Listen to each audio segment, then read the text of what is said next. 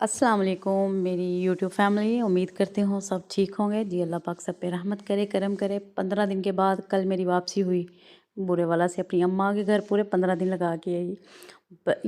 मेरी बड़ी बेटी को छुट्टी थी स्कूल से, तो खूब चिल्ड किया, याशियाँ मार के जब घर को वापस आए तो अंधा धुंधा जब काम करना पड़ता है ना, तब जान सूली पे लटकती है। खैर अल्लाह का नाम लेके बच्चों के कपड़े उनकी अपनी अपनी जगह पे रखे। देख ले, मैं मतलब सलीका शार हूँ। पहले से भी मैंने अपनी बच्चियों की अलमारियाँ सेट की हुई थी कि बंदे को कोई मुश्किल नहीं होती। जब आप अपने ही काम की को देख के खुश हो ना, तो उसका कुछ जज्बा ही कुछ और होता है, बंदे में और एनर्जी आती है कि भाई मैंने अपने काम ऐसे ही करने हैं।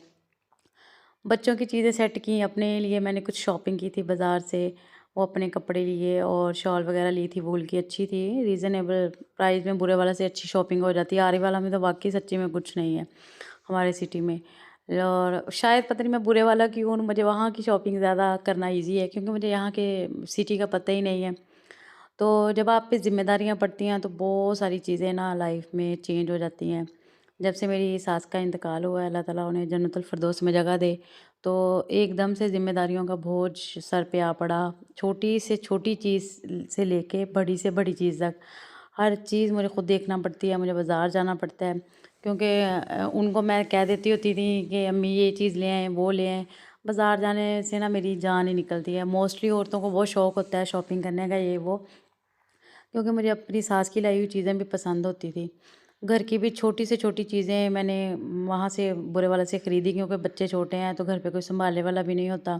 तो वहाँ ईज़िली मैंने ना कंफर्टेबल होकर घर की शॉपिंग की। कोई छोटी-मोटी चीज़ें थी वो ली, फिर अम्मी ने अलसी की पिनिया बनाई हुई थी हमारे लिए, वो उन्होंने मुझे स्पेशली बना के दी कि ठंड है, खाओ, एन्जॉय करो। तो बस ऐसे ही है, लाइफ़ ऐसी है। लाइफ़ के साथ ना ये कंप्रोमाइज़ करना पड़ता है आपको।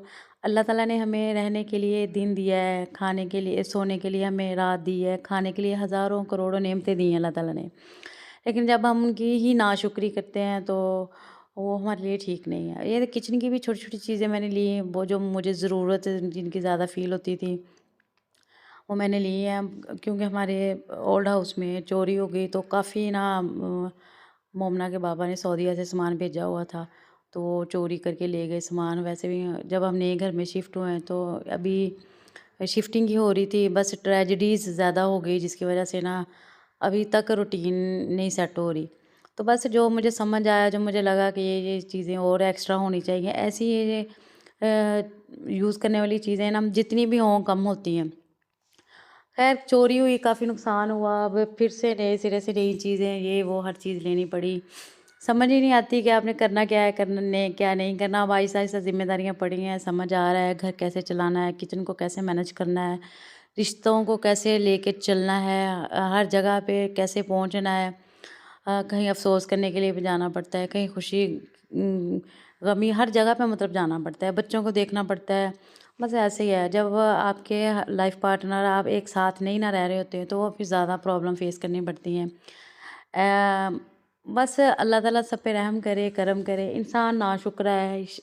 मेरा ख़्याल है कि हज़ारों करोड़ों नेमतों के होने के बावजूद भी नाशुक्री करता है। लेकिन ये है कि सारा कुछ करने के बाद भी फिर एक आह भर लेती हूँ कि चलो, अगर इनके अब्बा जी साथ हों तो वो भी ज़्यादा है। बस क्या करें, वो भी हमारी रोज़ी-रोटी के लिए परदेस बैठे हैं, खुशी से थोड़ी बैठे हैं। लेकिन ये है कि अल्हम्दुलिल्लाह अच्छे वसाइल हैं, शुक्र अल्लाह पाक का। घर अच्छा सर्कट चल रहा है, बच्चों की अच्छी स्टडी चल रही है।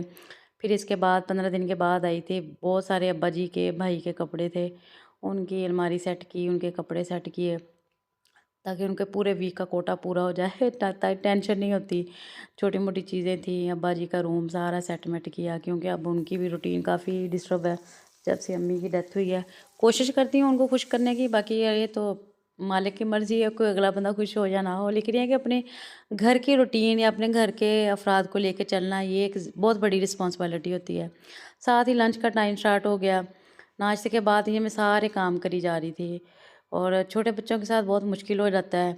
और जब आपके घर में आपकी कोई हेल्प करने वाला ना हो, तो बस ऐसे ही फिर चल से चल ही है, फटाफट से समझ नहीं आ रहा था क्या बनाऊँ। फिर फ़िश बनाई है मैंने, साथ बॉइल्ड राइस की तैयारी में शुरू हो गई क्योंकि खाना भी अपने टाइम पे अब्बू जी खाते हैं। लेकिन ये है कि घर में कोई बड़ा है ना, उसकी भी बरकतें हैं। आप उनकी फ़िक्र में टाइम से खा रहे हैं, पका रहे हैं। अगर घर में कोई बड़ा ना हो, यकीन करें तो कोई रूटीन ही नहीं रहती खाने-पीने की। अगर अब्बा जी ने जाना हो ना कहीं, तो मुझे समझ ही नहीं आती, चलो मैं अकेली हूँ या मोमना है तो उसने क्या खाना है, कुछ थोड़ा बहुत खा लिया, या अपनी भी रूटीन डिस्टर्ब हो जाती है इस तरह। लेकिन 1 से 2 अफ़राद हों आपके घर में, या कोई भी है, 4 हैं या 10 हैं या 1 है, मेहनत मशक्क़त आपको उतनी ही करनी पड़ेगी, पकाना पड़ेगा। लेकिन ये है कि जब आप डेली रूटीन में आप किचन में कुछ पका रहे हैं, तो आपकी अपनी डाइट भी बहुत अच्छी होती है। लेकिन ये है कि अल्हम्दुलिल्लाह अब्बू जी को टाइम से खाना देना होता है, तो मैं भी टाइम से ही खाती हूँ, पंक्चुअली खाती हूँ। 3 टाइम की फ़िक्र होती है, जी आज क्या पकाना है, क्या नहीं पकाना, बच्चों को भी दे रही हूँ।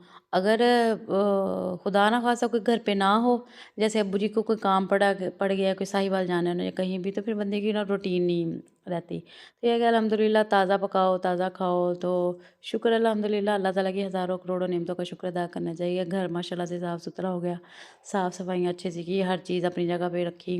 सारा दिन चल रही हूँ।